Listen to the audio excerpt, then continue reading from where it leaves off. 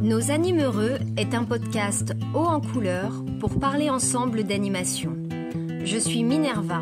En 20 ans, j'ai été directrice, formatrice et surtout, j'ai été une animeureuse. Chaque semaine, on se retrouve entre anciens et nouveaux de l'animation pour mettre en avant et transmettre les valeurs et le goût de ces métiers si nécessaires de l'animation socio-culturelle. À chaque rendez-vous, on abordera des sujets divers, avec sérieux, mais surtout avec humour et détachement. Cette semaine, j'ai le plaisir de te retrouver pour parler d'un sujet qui me tient spécialement à cœur. Et comme j'en ai déjà fait des clins d'œil dans les épisodes précédents, tu l'auras peut-être deviné, ma passion du jour, c'est la pâte à sel. Pourquoi ? Eh bien, grâce à ma dernière conseillère Pôle emploi, celle qui doit t'aider, t'orienter dans ton parcours professionnel et qui m'a dit qu'avec un BPGEPS et un DGEPS, elle ne voyait pas ce que représentait mon métier. Elle a clôturé notre entretien par un « Ah, mais vous faites faire la pâte à sel à nos gosses pendant que nous, on va bosser !» J'avoue que là, je suis restée sans voix. Heureusement pour ma santé mentale, cette jeune personne ne m'a plus jamais contactée pour mon suivi. Oui, mais voilà, ce qui m'a profondément, profondément, madame blessée, ce n'est pas d'être reconnue comme une championne du monde de confection de santons en pâte à sel. C'est la deuxième partie de la phrase. Pendant que nous, on va bosser. Alors je vais profiter de cet espace d'expression libre pour te démontrer, cher animeureux, tous les enjeux qui peuvent se cacher derrière une activité pâte à sel. Prends note, nous partons en terre inconnue, dans cette salle surchauffée, hiver comme été, au fond du centre aéré. Une tribu de 24 bambins à l'hygiène plus ou moins irréprochable, dévoreurs de compotes à boire et de chocobigou, sont là. Ils mesurent en général moins d'1,20 m, portent des baskets à scratch et des sacs à dos pas de patrouille. Tu les as reconnus. Ce sont les 3-4 ans, le groupe des papillons. Avec tes collègues, vous avez décidé de faire une activité pâte à sel. Souvent, les animes en raffolent, ça leur rappelle leur enfance, sans doute des gros moments de joie. Et puis certains doivent se dire, c'est facile à faire. L'atelier création manuelle, c'est un peu le saut de l'ange. Ça passe ou ça dérape totalement et ça fait splash. Pour assurer un succès, il n'y a pas des dizaines de solutions à chercher sur Pinterest. Il suffit d'appliquer ce que tu as appris en stage BAFA, même si ça date d'il y a 10 ans, c'est-à-dire le projet d'activité. Au passage, chaque directeur devrait demander à ses stagiaires d'écrire et de mettre en place un projet d'activité, un projet d'animation pour son évaluation. On ne lui demande pas de le réussir, on lui demande de commencer à le travailler. Tout commence donc bien avant le jour J, lors de la confection du programme d'animation que vous préparez en équipe en amont du séjour. Vous, c'est-à-dire toi et tes collègues, vous choisissez une activité pâte à sel, mais quel est l'intérêt pédagogique pour votre groupe ? C'est là que vous démontrez que nous sommes formés au développement de l'enfant, que nous connaissons ses capacités et ses besoins. Chez les papillons, qu'est-ce que nous savons ? Ce sont les plus jeunes, on a un temps d'attention limité. Cela induit un aménagement de l'espace, par exemple en îlot, pour éviter de se déconcentrer. C'est le moment où l'on travaille le vocabulaire. Il y a une différence entre couper et déchirer, faire un boudin ou aplatir au rouleau. On va travailler la motricité fine.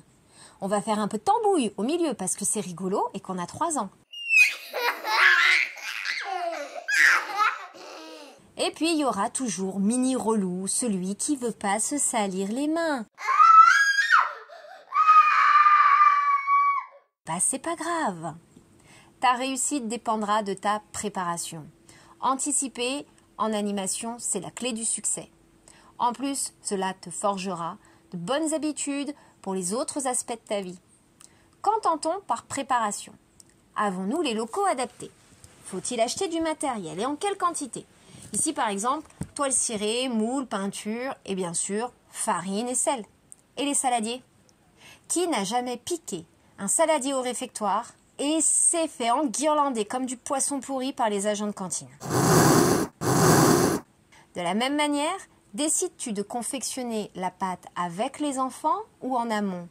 Cela va dépendre du casting du moment. Certains groupes plus en harmonie pourront sans problème participer et parfois d'autres, plus électriques, n'en auront pas la capacité. Avec tes collègues, vous devez élaborer le découpage de votre temps d'activité. Qui installe, qui explique, qui rangera, qui nettoiera. Ces étapes également seront faites avec ou sans les enfants. Et puis, il y a cette partie que l'on a trop tendance à laisser de côté lorsqu'il ne s'agit pas de grands événements. C'est la sensibilisation.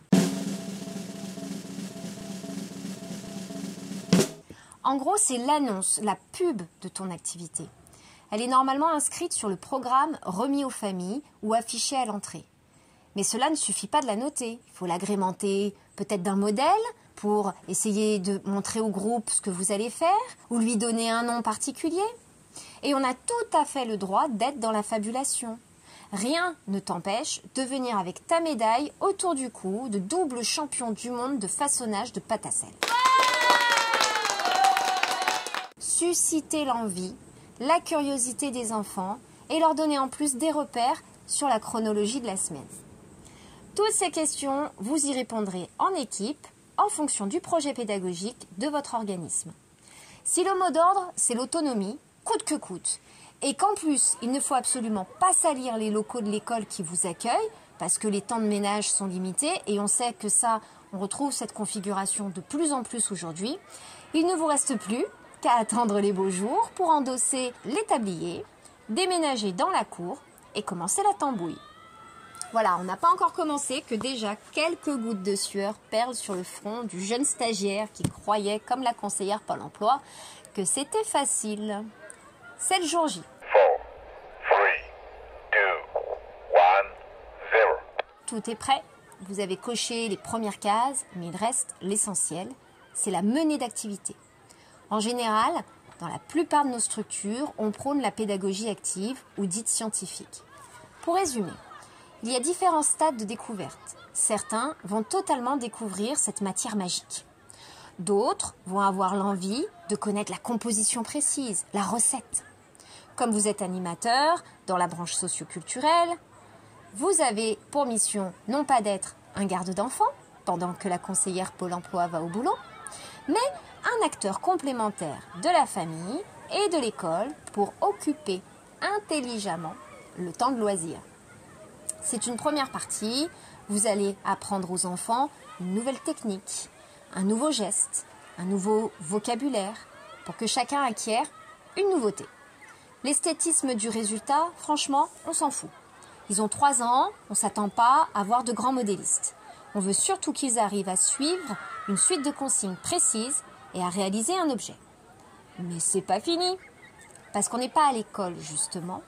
L'animateur doit prévoir ensuite un temps d'expression libre, où l'enfant a le choix de reprendre ou pas ces techniques pour imaginer ou proposer autre chose, pour malaxer, pour couper, pour innover. Il y aura les adeptes du « je recommence pour en faire un autre pour mamie », les aficionados du wheeling « moi je suis en roue libre, je cherche rien de particulier, mais j'adore malaxer la pâte ».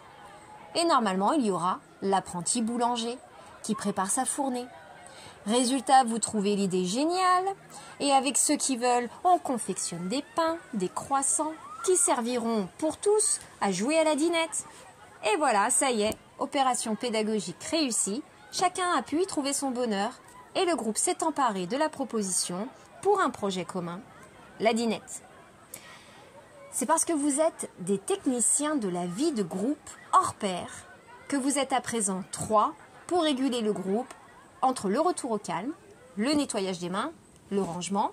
Mais là, je ne vais pas tout vous mâcher. Il reste quand même 2 étapes primordiales à votre activité pour qu'elle soit complète. Le rangement.